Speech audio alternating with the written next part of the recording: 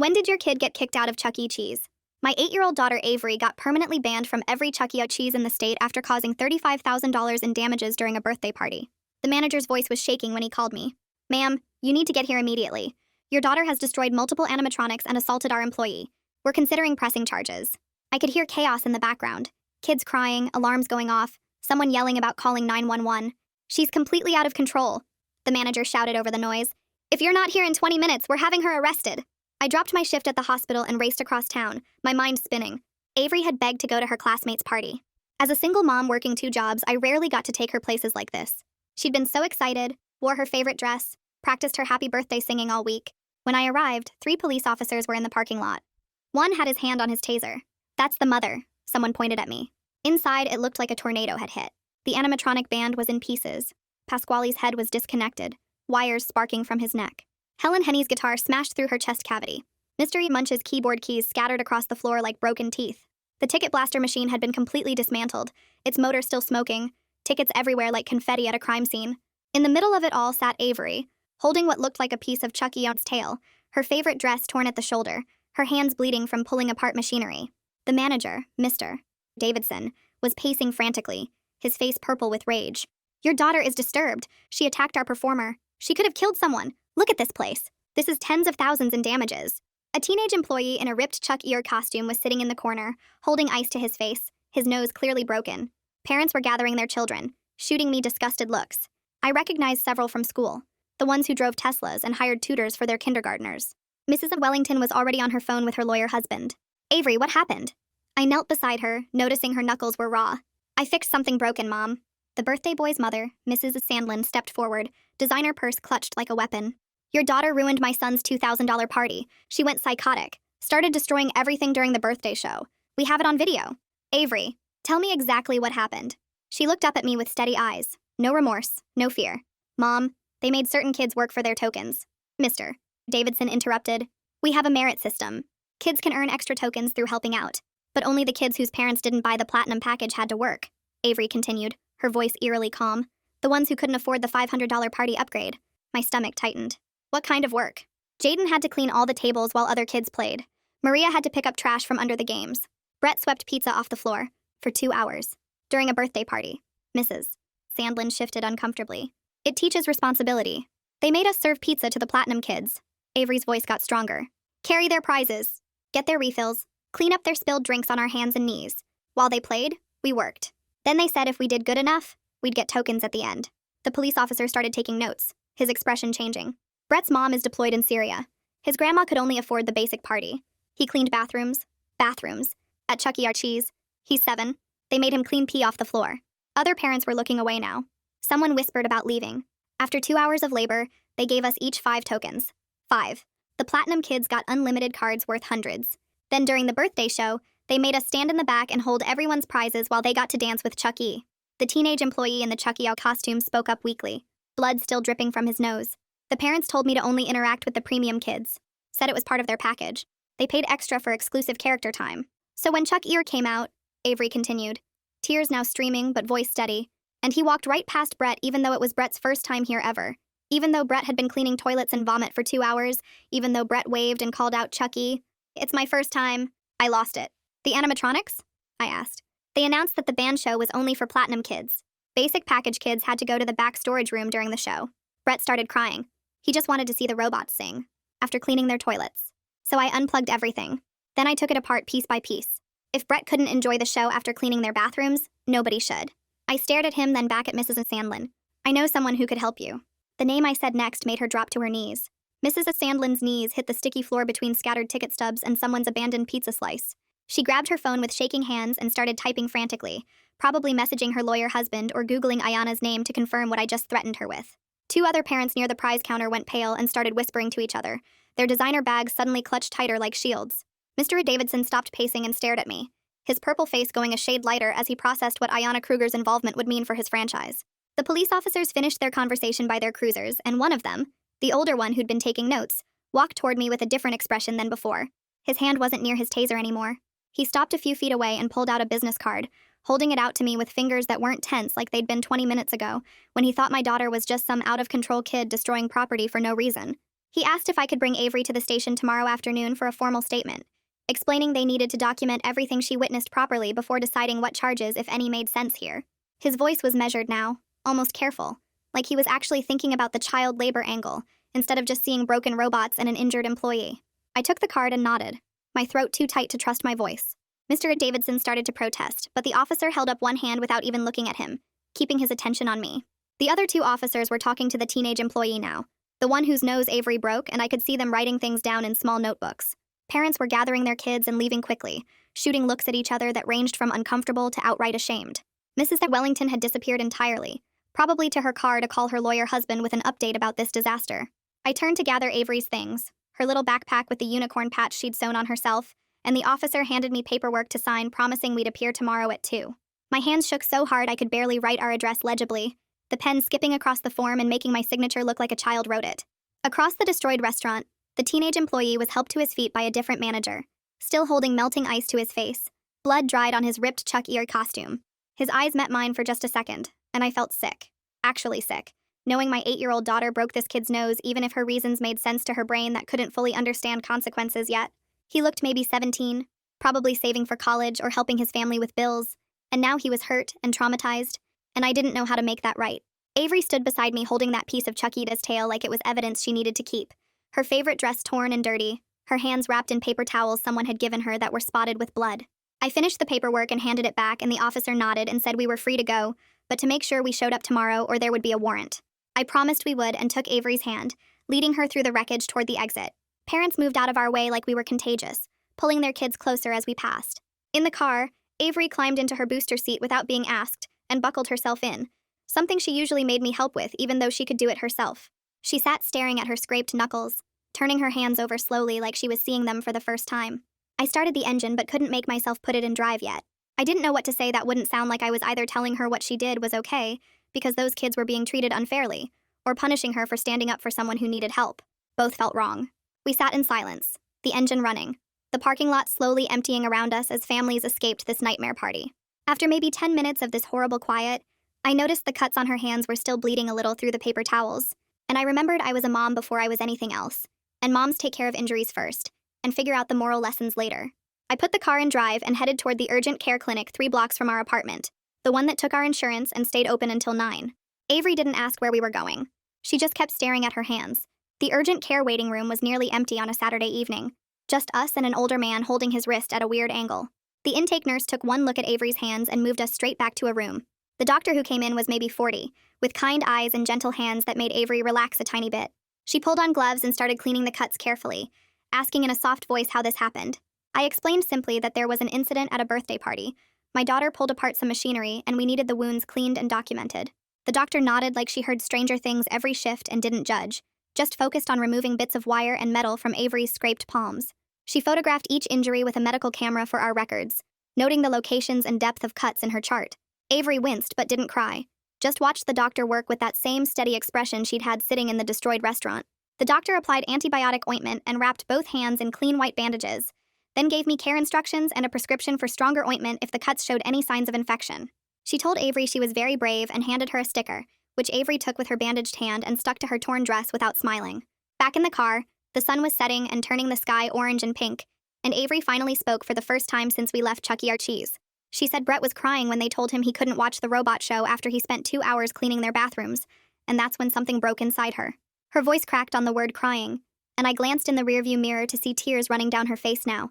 Not the angry, determined tears from before, but sad, guilty ones. She described how Brett had been so excited because his grandma saved up for months to afford even the basic party package, how he'd told Avery it was his first time ever at Chuck E. Cheese and he couldn't wait to see the singing robots. She said when Chuck E. walked right past him during the character time, and Brett waved and called out and got ignored because he was a basic package kid, she felt something snap in her chest like a rubber band pulled too tight. Then when they announced the show was only for premium kids and Brett had to go to the storage room after cleaning toilets for 2 hours, she said she stopped thinking and just started breaking things.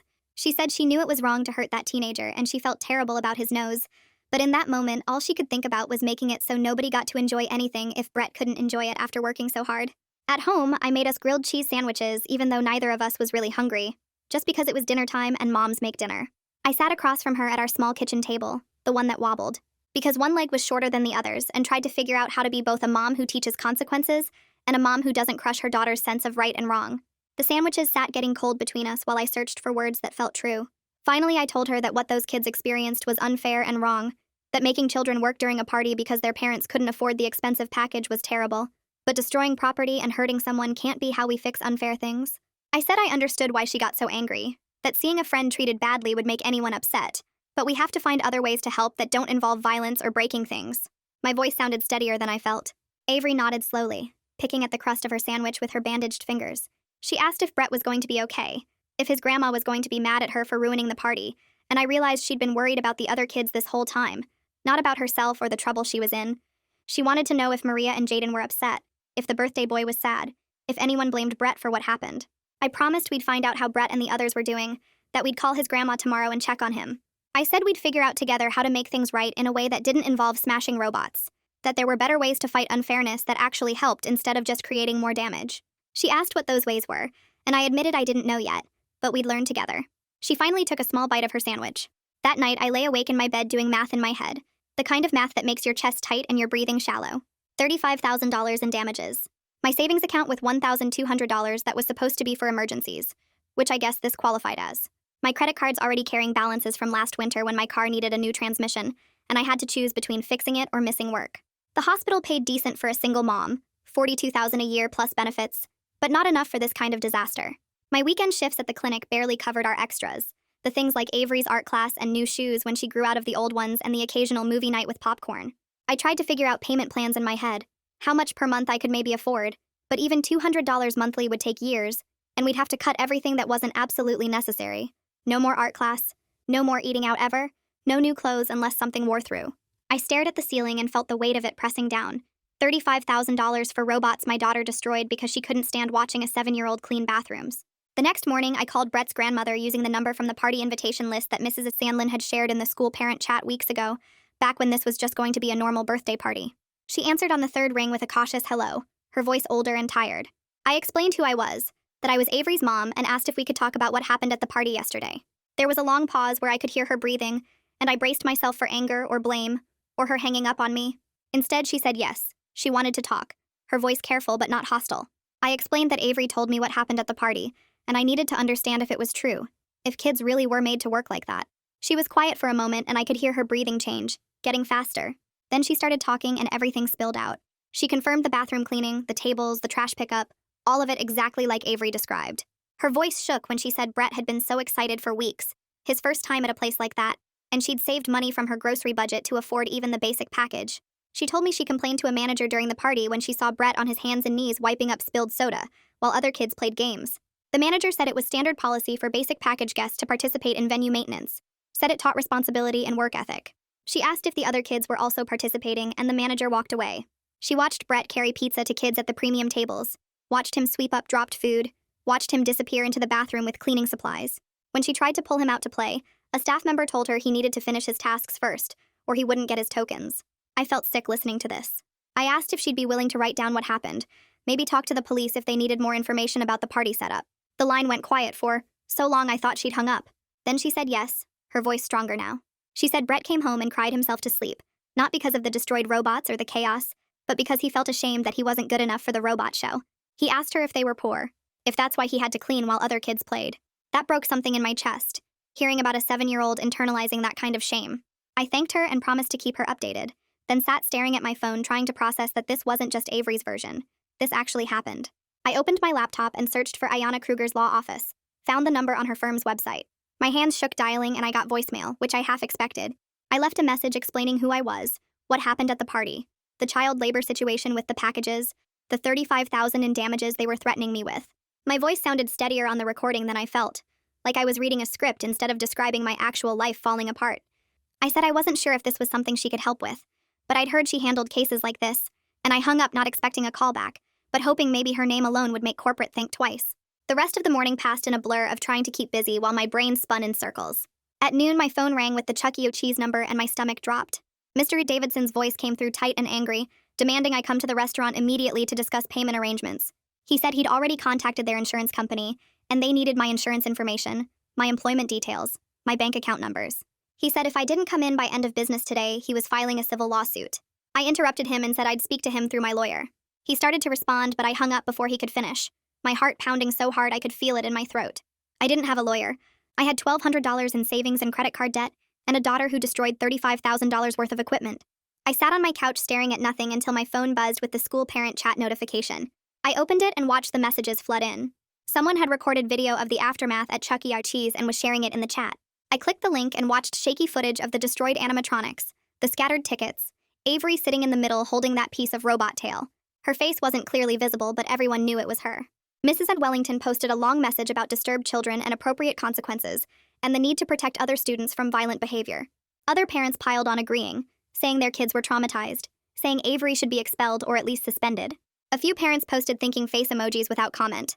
I felt my face get hot reading it, felt the judgment pouring through the screen. I didn't respond, but I started screenshotting everything, some instinct telling me to document this. I captured Mrs. De Wellington's post, the video link, the agreement comments, all of it. I watched these parents circle their wagons to protect the premium package system that let them treat other people's kids like servants. 3 parents sent me private messages. One said she was sorry this happened and people were being harsh. Another said her son had to clean during a party last month and she'd been too embarrassed to say anything. The third just sent a heart emoji. Small gestures, but they made me feel slightly less alone. My supervisor from the hospital called in the afternoon asking if I needed time off. She said she'd heard through the grapevine about some incident involving Avery and wanted to check on me. I almost cried at the kindness in her voice, the lack of judgment. I explained I needed to keep my shifts but might need flexibility for meetings this week. She agreed without hesitation, said to let her know what I needed, and she'd work it out with scheduling. The next day, Avery and I went to the police station for the interview. I'd been dreading it, imagining harsh questions and accusations, but the officer who took notes at the scene was gentle with her. He asked her to describe what she saw and why she reacted the way she did. Avery explained about Brett and the bathrooms, about the premium kids getting everything while the basic kids worked. She described her anger building as she watched, the moment she snapped when they sent Brett to the storage room. The officer wrote everything down carefully, nodding sometimes, asking clarifying questions. When Avery finished, he explained that because of her age and the circumstances, they were recommending juvenile diversion instead of formal charges. I felt my shoulders drop with relief I didn't know I'd been holding. He said diversion meant Avery would work with a counselor and do community service, and possibly pay some money back, but she wouldn't have a criminal record if she completed the program successfully. He said the program usually worked well for kids who made a bad choice but weren't actually dangerous. It was the first real hope I'd felt since this started. That afternoon, my phone rang with a number I didn't recognize. I almost didn't answer, but something made me pick up. Ayanna Kruger's voice came through, professional but warm, saying she got my message. I nearly dropped my phone in surprise. She asked detailed questions about the party setup, what tasks kids were assigned, how long they worked, whether parents knew beforehand that basic package meant child labor. I could hear her typing notes as I talked, the clicking of her keyboard punctuating my answers. She asked about Brett specifically, about the bathrooms, about his age, about what he was promised in exchange for the work. She asked if other parents saw this happening, if anyone took photos or videos before Avery's outburst. I told her everything I knew, everything Brett's grandmother had confirmed, everything Avery had described. Her voice changed when I got to the part about Brett and the bathrooms, getting sharper and more focused. She asked me to repeat exactly what tasks the kids did, and for how long and what they got paid. And I realized she wasn't just listening anymore. She was building a case in her head. She explained that what Chuck E. Cheese did might actually break child labor laws because the kids weren't employees, but they were still required to work for payment, which in this case was the tokens. The fact that only kids whose parents couldn't afford the expensive package had to work made it worse, possibly discriminatory based on economic status. She said making a 7-year-old clean bathrooms in a commercial building for 2 hours in exchange for 5 tokens that were worth maybe 50 cents was exploitation no matter how they tried to dress it up as a merit system. I could hear her typing fast while she talked, the clicking getting more intense when I described Brett on his hands and knees cleaning pee off the floor while the premium kids played games 10 feet away. She asked if anyone took photos or videos before Avery's outburst, and I told her about the parent chat and how Mrs. Sandlin mentioned having video of the destruction, but probably not of the work assignments. Ayanna said that was okay because she had my statement and Brett's grandmother's confirmation and the other parents who messaged me, plus the teenage employee who admitted the parents told him to exclude basic package kids. Then she explained something that made my stomach drop. She couldn't represent me directly because her firm handled class action cases against corporations, not individual criminal defense for kids who destroyed property. But she could make some calls to Chuck E. Cheese corporate and let them know someone was looking into their labor practices, and maybe the threat of a bigger investigation would make them more reasonable about the damages they were demanding from me. She told me very clearly not to sign anything or agree to any payment plans until she got back to me, and not to talk to Mr. Davidson or any corporate representatives without her knowing about it first. I promised I wouldn't, and thanked her about 6 times before hanging up, my hands shaking so hard I almost dropped the phone. The next 2 days felt like living in some weird alternate reality where I had to pretend everything was normal, while my whole life was potentially falling apart. I went to my hospital shifts and smiled at patients and checked vitals and updated charts like I wasn't terrified of getting sued for $35,000 I didn't have. My coworkers could tell something was wrong, but I just said it was family stuff and they left me alone, which I appreciated more than they knew. At home, I kept checking my phone every 5 minutes, waiting for Ayanna to call back or for Mr. Davidson to show up at my door with a lawsuit, but nothing happened. The silence was almost worse than bad news because my brain kept filling it with worst-case scenarios. The school parent chat kept going, though, getting worse each day. Mrs. Wellington posted about the importance of addressing behavioral issues early before they escalate, with about 15 replies agreeing that some children clearly needed professional intervention. Another mom shared an article about childhood aggression and future criminal behavior. No names mentioned, but everyone knew who she meant. Someone else started a thread about whether the school should implement stricter screening for students with violent tendencies. I read every message and screenshot everything, my anger building with each passive-aggressive post, but I didn't respond because what could I say that wouldn't make it worse? Avery went to the school each morning quiet and tense and came home the same way. On Wednesday, she told me that 3 girls who used to play with her at recess now wouldn't because their mom said she was violent and they should stay away. On Thursday, she said a boy in her class asked her if she was going to destroy the school next. She said it like she was reporting the weather, flat and emotionless, but I saw her hands clenched tight in her lap. Thursday afternoon, I was waiting at pickup, standing apart from the other parents like usual, when Mrs. Wellington walked directly toward me with her face arranged in what was probably supposed to look like concern, but came across as smug satisfaction. She asked in this syrupy voice if we had gotten Avery the help she clearly needed, emphasizing the word clearly like she was a doctor making a diagnosis. She said she knew a wonderful psychiatrist who worked with troubled children and had excellent success rates with behavioral modification, and she'd be happy to share his contact information. She put her hand on my arm like we were friends having a caring conversation, and I had to focus on not jerking away.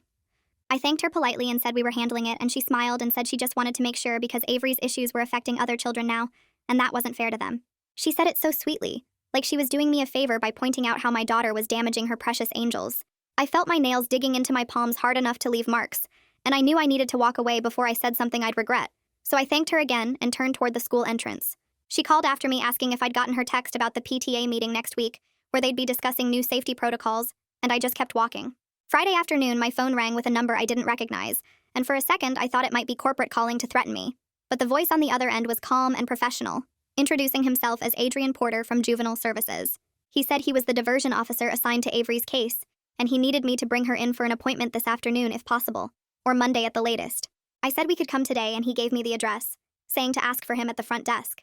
The Juvenile Services office was in a newer building near downtown, the kind of place that tried to look friendly with bright paint and artwork on the walls, but still felt institutional.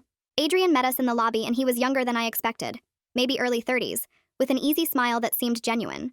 He shook Avery's hand first, getting down to her level, and asked her about the book she was carrying.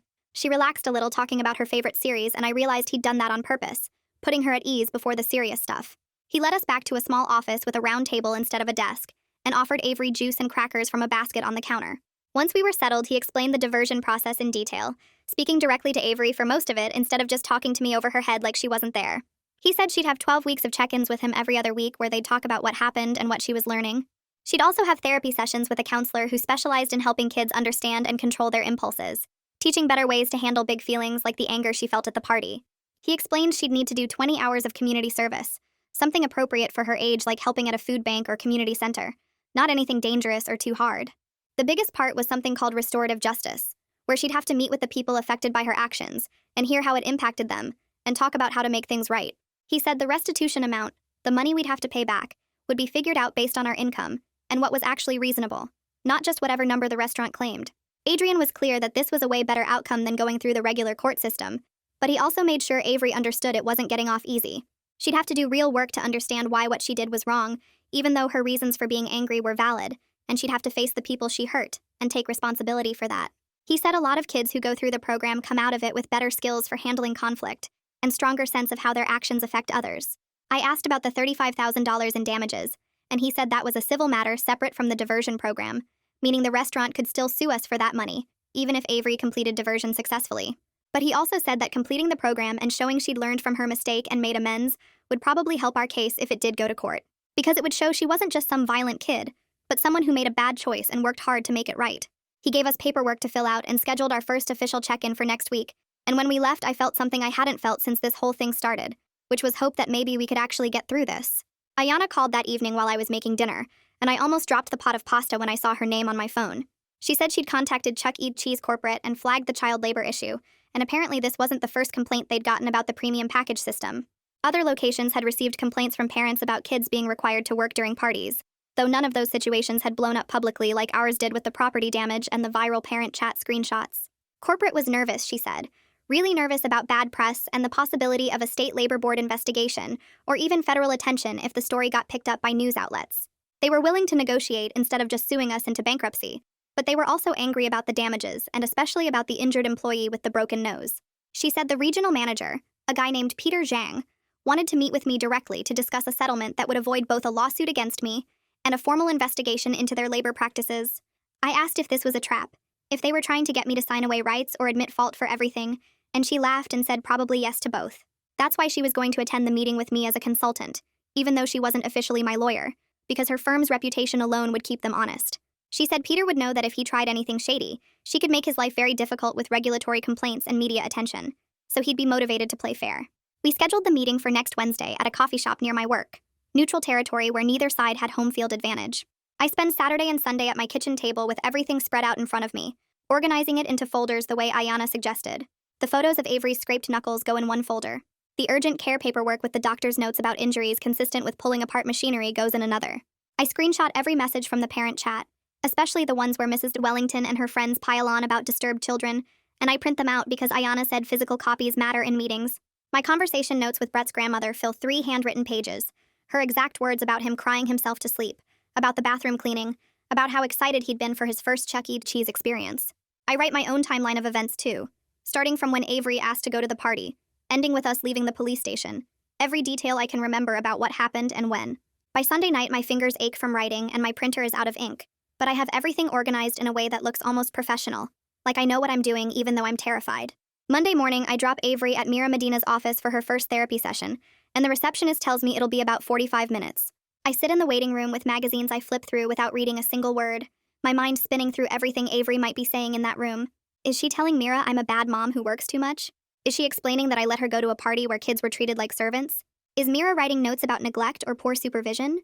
About a mother who didn't protect her daughter from exploitation? The clock on the wall ticks so loud I can hear it over the soft music playing from hidden speakers. A mom with a teenager comes in for the next appointment, and I wonder what their story is, what brought them here, whether they're dealing with something as big and scary as property damage and lawsuits. When the door finally opens and Avery walks out, I search her face for signs of trauma or anger, or anything that would tell me this was a disaster, but she just looks calm, maybe a little tired. Mira appears behind her and asks if I can come in for a few minutes. We sit in her office while Avery waits outside with a coloring book, and Mira explains in this steady, reassuring voice that Avery has a very strong sense of fairness and justice, which developmentally normal for her age. Kids around 8 start really understanding rules and right and wrong, and they can get intensely upset when they see unfairness, especially toward people they care about. The problem comes when they don't have the tools yet to handle those big feelings, and in Avery's case, she felt completely powerless to help Brett, so the feelings exploded into action. Mira says we'll be working on other ways to channel those feelings, ways to speak up about injustice that don't involve destruction or violence, and she seems genuinely optimistic that Avery can learn these skills. She tells me Avery isn't showing signs of deeper behavioral problems. No history of violence toward other kids or animals. No pattern of destructive behavior. Good relationships with peers generally. This looks like a kid who saw something terrible happening to her friend and didn't have the emotional tools to handle the rage that created. I hold it together until I get to the parking lot. Then I sit in my car and cry for 10 minutes straight, relief flooding through me so hard my hands shake on the steering wheel. Wednesday morning, I meet Ayanna at the coffee shop 20 minutes early, my folder of documentation clutched against my chest like armor. She's already there when I arrive, laptop open, looking polished and professional in a way that makes me suddenly aware of my Target clearance rack blouse. Peter Zhang shows up exactly on time, carrying a leather briefcase and wearing a suit that probably cost more than my monthly rent. He shakes hands with Ayanna first, then me, and his grip is firm and cold. We sit at a table in the back corner and he opens his briefcase, pulling out spreadsheets and photos and repair estimates. He lays out the damages in careful detail, his voice steady and corporate. $28,000 for the animatronics, he says, sliding photos across the table showing Pasquale's disconnected head, Helen's destroyed guitar, Mr. Munch's shattered keyboard. $4,000 for the ticket blaster machine that Avery completely dismantled. $3,000 for other equipment damage, including the destroyed Chuck E.'s costume and damaged sound system. Plus lost revenue from closing early that day, and staying closed the next day for repairs, which brings the total to $35,000. He has documentation for everything, receipts and invoices and repair bills, all organized in plastic sleeves like evidence in a trial. Ayanna lets him finish his whole presentation without interrupting, just taking notes on her laptop.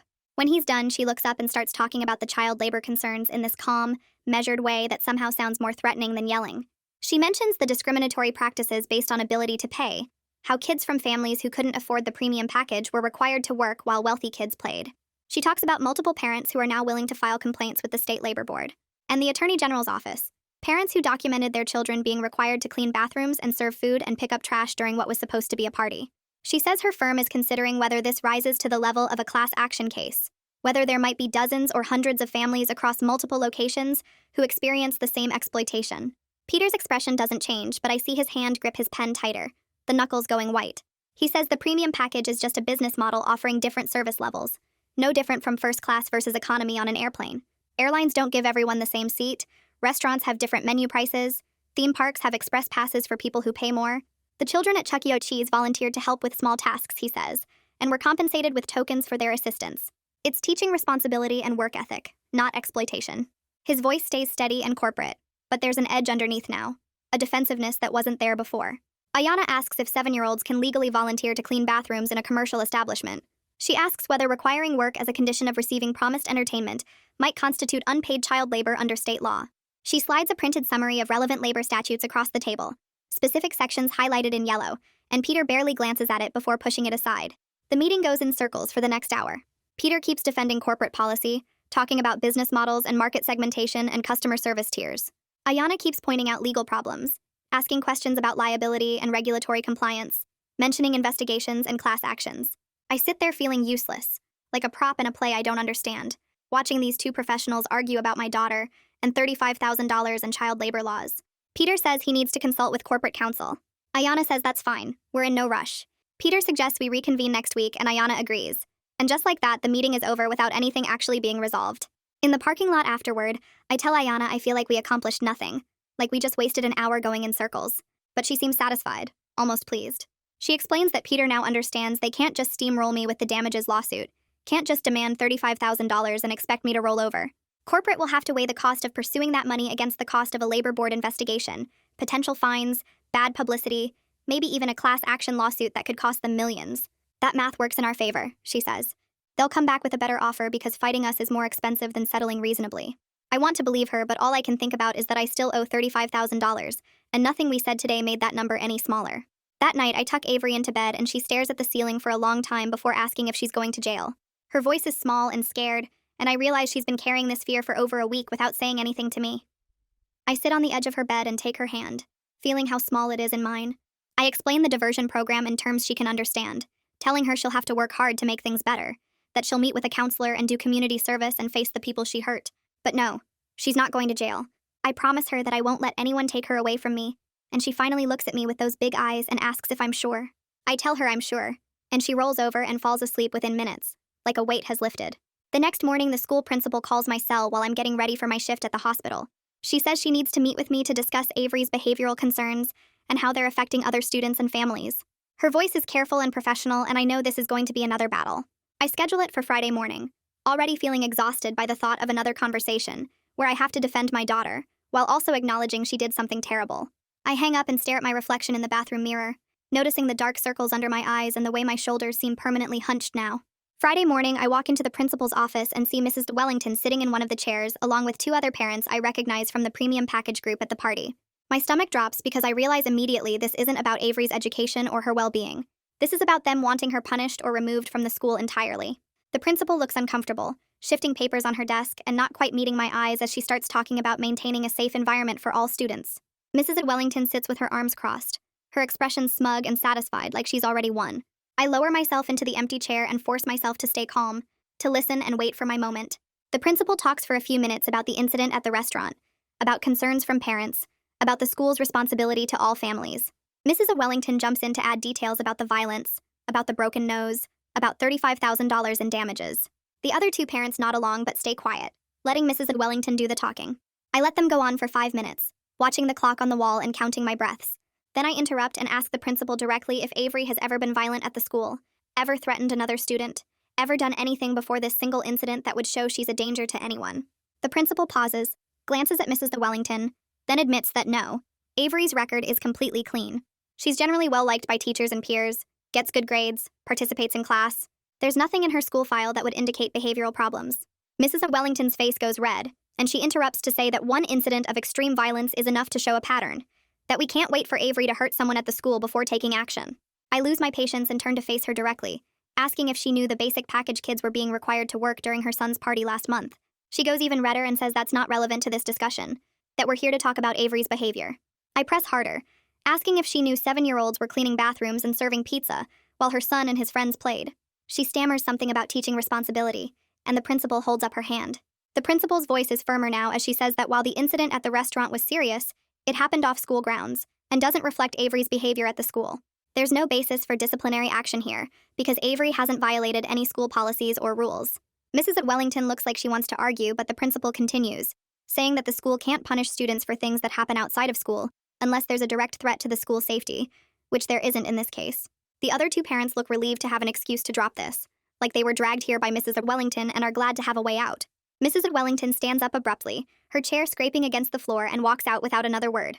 I thank the principal and leave, my hands shaking so hard I have to grip my keys tight to keep them from rattling. I sit in my car in the parking lot for 10 minutes before I trust myself to drive, my heart pounding and my breath coming fast. My phone buzzes with a text from a parent I barely know, someone whose daughter is in Avery's class. She says she's pulling her kids out of any activities organized by Mrs. Wellington's PTA committee, that what happened at that party was wrong, and she's glad someone finally said it. I stare at the message for a long time, feeling something loosen in my chest. The next day, Peter calls me directly on my cell, and I'm surprised because all our communication has gone through Ayanna up to this point. He says he has a settlement offer that he thinks will work for everyone. The company will drop any criminal complaint and reduce the damages claim to $10,000 if I sign an agreement not to discuss the labor practices publicly or cooperate with any investigation. His voice is smooth and reasonable, like he's offering me a gift instead of trying to silence me. I tell him I need to talk to my lawyer and hang up before he can push harder. My hands are shaking again as I dial Ayanna's number. She picks up on the second ring and I explain what just happened. She's quiet for a moment and then she's furious, her voice sharp as she says Peter was trying to get me to agree without legal advice. The NDA clause is exactly what she warned me about, she says. If I sign that, I'm protecting a system that exploits kids. The next Brett will have to clean bathrooms because I stayed quiet. She asks if I understand what I'd be agreeing to, and I say yes, I think I do.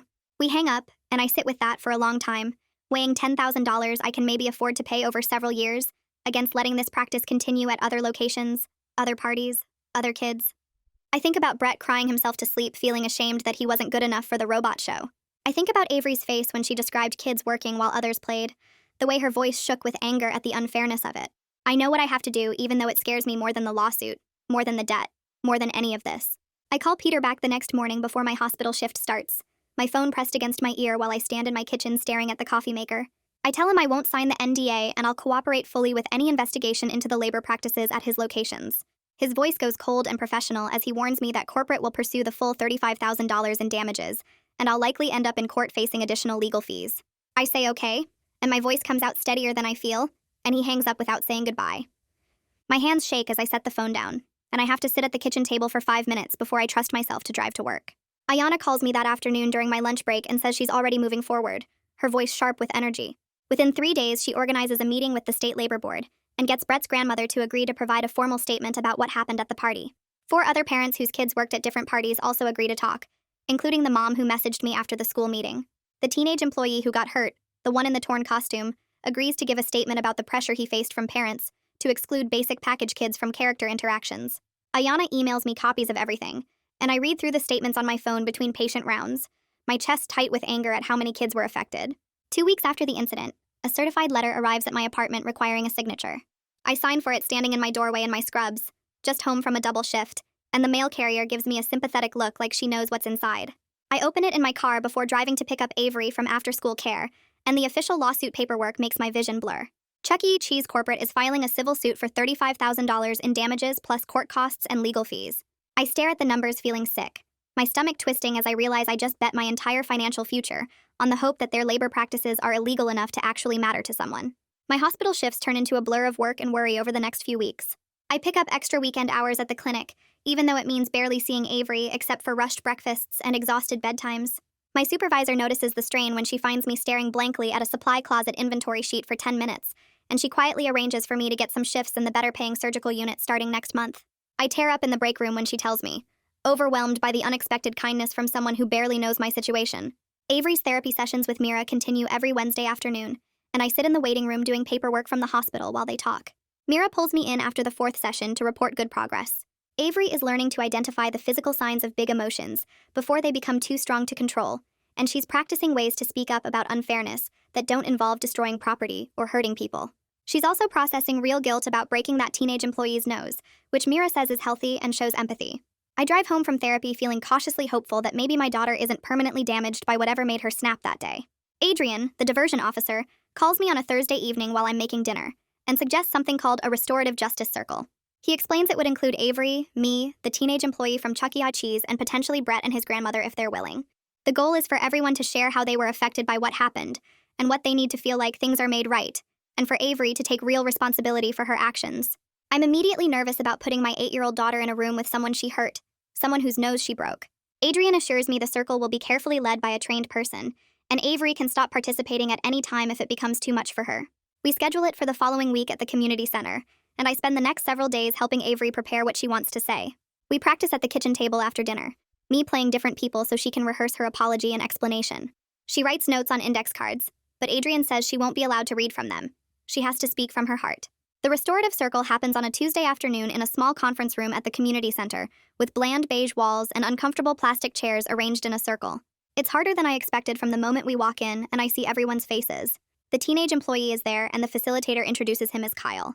He's 19, younger than I thought, with a fading bruise under his eye and a slight crook to his nose that wasn't there before. He talks about his broken nose and missing 2 weeks of work without pay, but also about feeling constant pressure from parents at parties to treat kids differently based on what their families paid. His voice cracks when he describes being told by managers that premium package parents should get priority attention because they spent more money. Brett's grandmother cries when it's her turn to speak, her hands trembling as she describes her grandson's excitement about his first Chuck E. Cheese experience turning into shame and confusion.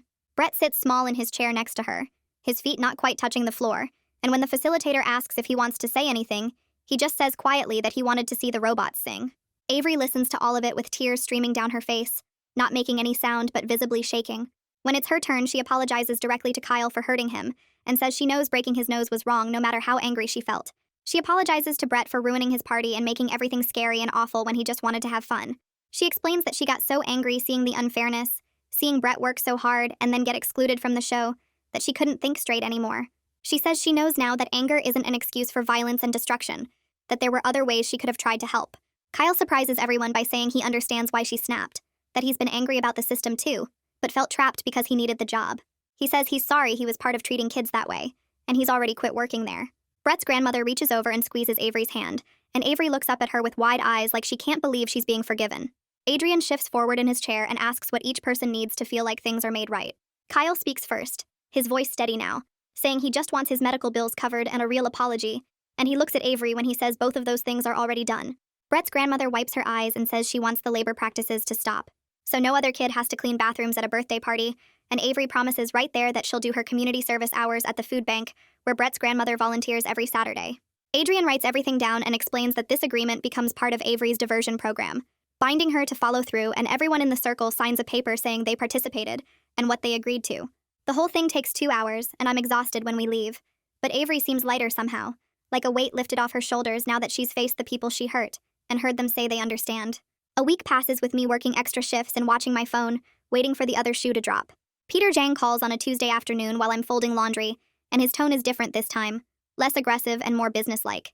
He explains that corporate decided to stop the premium package model completely after the labor board opened a formal investigation into their practices at multiple locations. They're willing to settle the damages for $8,000 and drop the lawsuit entirely if I agree to a limited NDA that only covers corporate trade secrets and internal business information, not the labor practices themselves. I tell him I need Ayana to review it before I sign anything, and he emails the contract over within an hour. Ayana calls me that evening after reading through the whole thing and says it's legitimate, that the NDA is narrow enough that I can still talk about what happened to Brett and the other kids if anyone asks. She sounds satisfied when she tells me this is a good outcome, that corporate is scared enough of the investigation to settle cheap. I accept the settlement the next day with a payment plan of $200 per month for 3 years. It's going to be tight, really tight, but manageable if I keep picking up those weekend clinic shifts. I sit at my kitchen table signing the papers, and I know this isn't perfect justice, because I'm still paying for damages my daughter caused, but the system that made kids clean toilets for tokens is being taken apart, and that matters more than the money. 3 months slide by faster than I expect. Avery finishes her community service hours at the food bank, 20 hours of sorting donations and helping pack food boxes alongside Brett's grandmother, who treats her kindly and never mentions the incident. Her diversion program wraps up successfully with Mira's final report saying Avery has learned better ways to handle anger and advocate for fairness. The lawsuit gets officially settled and closed. Kyle's medical bills are paid in full, and Chuck E. Cheese corporate issues new policies banning any work requirements for guests and requiring equal access to all entertainment, regardless of what package parents bought. Mrs. Wellington quietly steps back from her PTA leadership role after other parents start questioning her judgment about the party situation, and the school parent chat becomes noticeably less toxic without her constant drama. Brett's grandmother calls me one Saturday and tells me Brett is doing better and wants to invite Avery to his next birthday party at the park. Not Chuck E. Cheese and I almost cry hearing the warmth in her voice. I take Avery out for ice cream to celebrate finishing her program, and she asks me if standing up for what's right always has to be this hard. I tell her honestly that yes, usually it is, but that doesn't mean we stop doing it. We're not where we were before this happened because we're tighter on money, more careful about social situations, more aware of how fast people judge. But we're also stronger in ways I didn't expect. And Avery's sense of justice is still there, just aimed at helping at the food bank instead of destroying robots. Some days are still hard, but we're building something better from the mess, one small choice at a time.